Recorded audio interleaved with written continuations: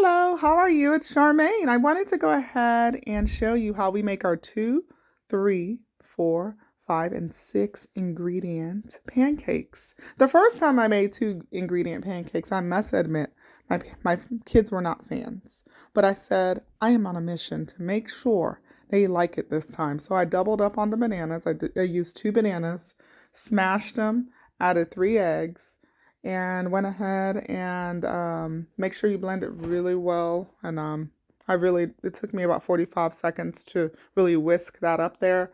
Then you go ahead and place it on your griddle. We have had this griddle for 11 years. It was actually a wedding gift from a dear friend of ours. So go ahead and make your pancakes as you usually would. So I was thinking of adding the following ingredients one step at a time: baking soda, then vanilla extract, then chia seeds, then finally blueberries.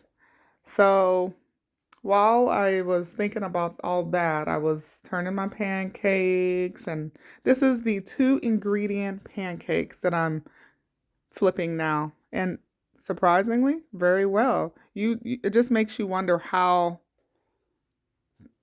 such simple ingredients can actually make a solid pancake like this. And they do feel flimsy and weak.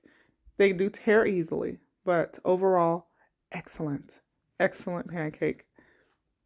And they actually tasted pretty sweet. So now I'm going to add the baking soda, and I'm just going to add a little quick teaspoon, actually half a teaspoon. Be careful because when you add too much, it tastes bitter. So this is just to see if it'll get a little more fluffy. Now, these pancakes don't have any flour, so they are gluten-free. There's no sugar, no added sugar, just the sugar, the sweetness is from the fruit. Now, the fourth ingredient we're adding is vanilla extract. And I'm just adding a little drop because, of course, our batter is getting smaller and smaller. So now this is going to be our third type of pancake.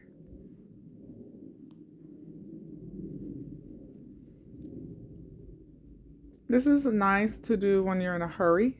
It really does take all of 5 minutes to make. Then add your chia seeds. This would be our 5th ingredient.